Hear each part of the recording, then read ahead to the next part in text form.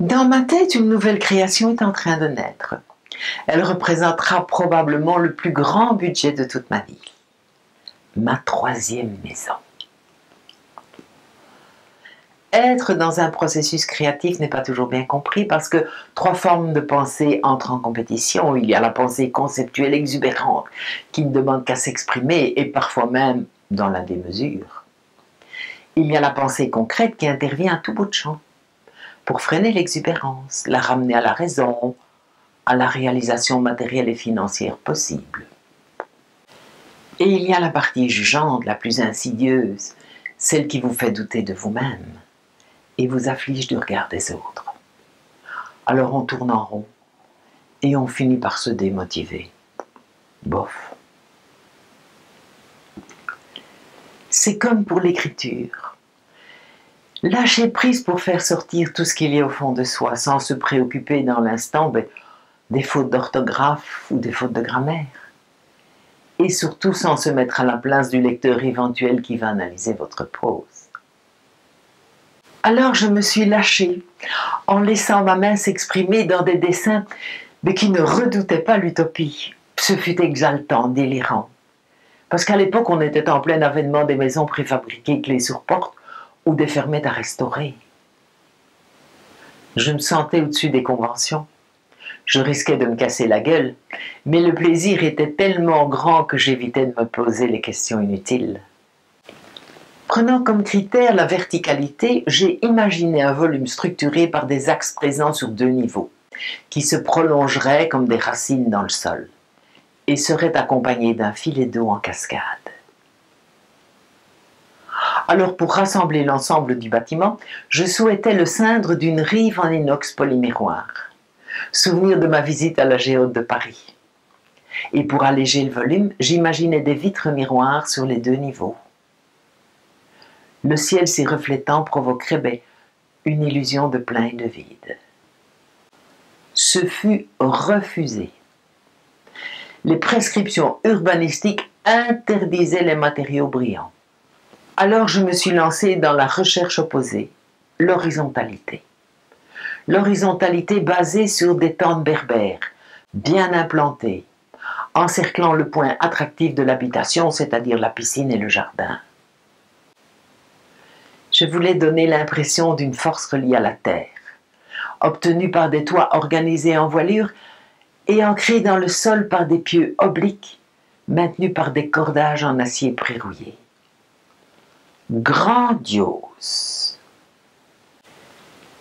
J'avais tout le temps de laisser mûrir ce rêve, de l'amener à une maturité révisée par l'esprit réalisateur et l'esprit critique, ben oui, parce qu'une fois l'idée sur papier, ils peuvent mettre leur grain de sel, ils sont même les bienvenus.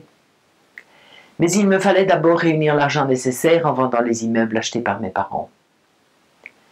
Merci mes parents, de m'avoir offert le cadeau de votre labeur, de votre vie. Mon père avait pour habitude de dire « C'est quand même pour elle que je travaille, parce que c'est elle qui en profitera. » Merci papa. Durant la construction qui a duré une année, Boubou et moi nous donnions rendez-vous presque tous les jours après le boulot sur le chantier. Et on s'imaginait vivre dans cet espace encore indéfini. Il faut vous dire que j'ai fait 7 maquettes en carton-plume, à l'échelle d'un 50e. Ce qui a permis de faire évoluer le projet de manière plus réaliste, jusqu'à ce qu'il corresponde aux rêves de chacun de nous. Parce que la cohabitation reste quelque chose de difficile, quand l'un des deux doit se restreindre pour laisser place à l'autre. Et l'autre, il se sent toujours comme un intrus. C'est source de beaucoup de conflits. Mais tout le monde n'a pas la chance de pouvoir choisir. Merci, papa. Je tenais à ce que chacun garde une indépendance territoriale. Et je pensais surtout à moi, car très égoïstement, je consomme beaucoup de mètres carrés au sol. J'ai besoin d'un atelier de peinture, j'ai besoin d'un atelier de couture, un bureau classique, un atelier de bricolage, et 20 ans plus tard, j'y ai ajouté un bureau de consultation thérapeutique et un studio vidéo. Et je n'en ai pas honte, parce que Boubou occupe pratiquement tout l'étage à lui tout seul.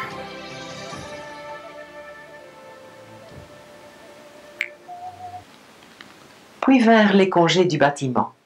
Les fondations et le sous-sol étaient terminés, et le premier radier en place. Mais le chantier serait délaissé durant 3 semaines, à l'issue desquelles le bulldozer entrerait en action, mais pour aménager les terres de remblai autour de la maison et de la piscine. La piscine qui n'était pas encore faite.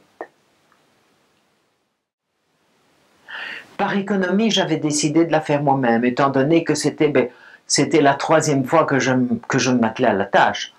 Alors j'ai pris le taureau par les cornes, j'ai demandé à l'entrepreneur, monsieur le chat, de me fournir 1800 blocs de béton et de me prêter sa bétonnière durant les vacances. Il a acquiescé, mais avec un sourire en coin qui en disait long sur l'improbabilité de voir les murs dressés à son retour de congé. Monsieur le chat me faisait penser à mon grand-père maternel et aussi à Honoré de Balzac. Ce genre de personnage d'un autre temps qui porte beau, qui parle fort et que personne n'ose contredire, mais qui est empreint de générosité quand on le reconnaît comme patriarche. Là, il vous prend sous son aile et vous pouvez lui demander la lune. Mais nous n'en étions pas encore là dans nos rapports. Je n'avais pas fait mes preuves et il me voyait toujours comme une péronnelle bon chic, bon genre. Je m'étais adjoint 2 gamins de 16-17 ans, forts comme des Turcs qui allaient pouvoir me gâcher le ciment et transporter les charges. On démarrait de mon village à 7 h du matin et à 8 h sur place, Arbeit. Waouh! Dans ce genre de boulot répétitif, il ne faut pas se poser de questions. On met son plaisir dans la rentabilité horaire, le stakhanovisme. Waouh! On a mis 25 blocs de plus que ce matin. Waouh! Eh bien, demain, on essayera d'augmenter la cadence. Et ça marche.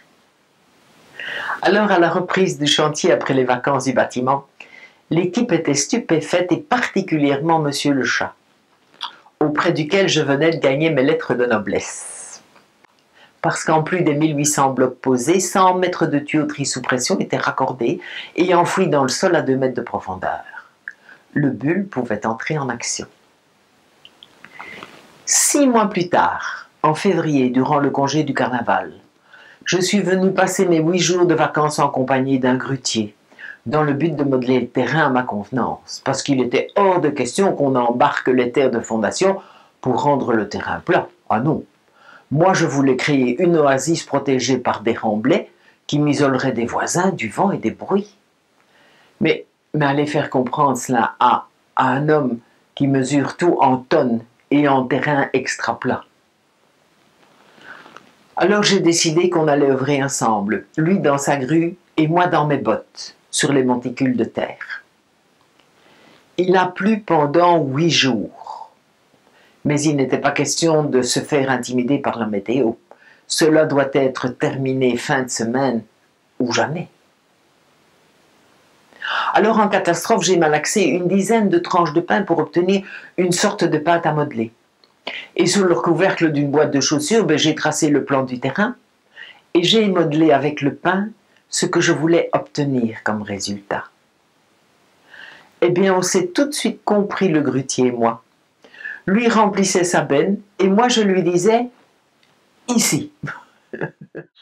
Un vrai plaisir de travailler avec une équipe quand on se synchronise au langage et aux attitudes corporelles de l'autre. Alors le respect s'installe de part et d'autre. Eh bien, c'est à mon père que je dois cela. Car tous les matins, il réunissait l'ensemble du personnel dans la cuisine devant une tasse de café. Et là, chacun avait droit à la parole. Les doléances étaient entendues et les nouvelles idées mises à l'épreuve avant de porter un jugement. Ensuite, mon père faisait part de son avis, mais il donnait rarement un ordre, afin que chacun se sente responsable et prenne des initiatives qu'il sera fier de mener à bon port. Les ouvriers adoraient mon père, cet homme naturellement puissant, qui n'avait jamais besoin d'élever la voix. On allait vers le printemps, et le bâtiment commençait à prendre de l'envergure. Il nous arrivait d'aller pique-niquer certains dimanches ensoleillés, pressés que nous étions de mettre la main à la pâte. Et la réception du bâtiment eut lieu à la mi-juin. Et je me souviens, Boubou et moi étions plantés devant cet immense espace vide et en un coup d'œil, Boubou prit conscience de tout ce qu'il restait à faire. Les placards, les plafonds surbaissés à certains endroits, les galeries des doubles rideaux, 435 mètres carrés de moquette, le carrelage au sol de la véranda, les peintures, les meubles de la salle de bain et le coffrage surélevé de la baignoire, bref, il y en avait pour 2 ans de travail en s'activant chaque jour quelques heures après le boulot. Et qui va faire tout ça, me demandait Boubou. Toi et moi, mon petit lapin. Et on commence demain. Ah bon, a dit Boubou. Boubou souhaitait commencer par l'aménagement du living, au cas où nous aurions des visites surprises. Que nenni. On va commencer par les étagères de la cave pour ranger tous nos outils, puis les placards du dressing pour ranger tous nos vêtements, puis les meubles de la salle de bain et notre chambre, pour pouvoir jouir de tout le confort une fois la journée de labeur finie. J'avais eu à cœur de terminer les finitions de ces 2 pièces, mais dans les moindres détails, de manière à provoquer un choc d'apaisement et de satisfaction. Dès la porte franchie, on entrait dans un monde parfait, beau, idyllique. Et on laissait derrière soi le chantier planté au milieu du living, noyé dans la sciure et les copeaux de bois. C'était hallucinant, surréaliste. Et cela donnait l'illusion qu'on avait tout fini. On a vécu comme cela durant plusieurs mois. Et c'est dans notre chambre salle de bain 5 étoiles qu'on a passé les réveillons de fin d'année, attablés au pied du lit devant la télévision, en ayant revêtu nos plus beaux pyjamas. L'amour renverse des montagnes et se suffit à lui-même pour satisfaire tous nos besoins. Nos désirs de compensation, ils passent au second plan et notre vie nous apparaît comme parfaite. 2 ans plus tard, le jardin était enfin émaillé de 850 plants de toutes sortes, et oui, parce que des buttes de 2,50 m de hauteur nécessitent une arborescence fournie et bien pensée. Et de plus, il y a 2 versants, mais sur lesquels il est impératif de retenir les terres en cas de forte pluie. Mais le hasard a voulu que nous soyons victimes d'une longue période caniculaire, alors que les plantations étaient à peine enracinées. Manque de bol, quoi. Tout risquait de mourir. Alors pour sauver le jardin, durant 1 mois et demi, on se levait 2 heures plus tôt pour tout arroser, avant d'aller au travail. Et ce fut long, laborieux, ennuyeux, mais combien productif. On a tout sauvé. Merci les plantes. Puis la maison s'est remplie. On a vidé les garages, on a organisé notre première fête pour accueillir une reconnaissance tant méritée. Merci Boubou. Merci la vie.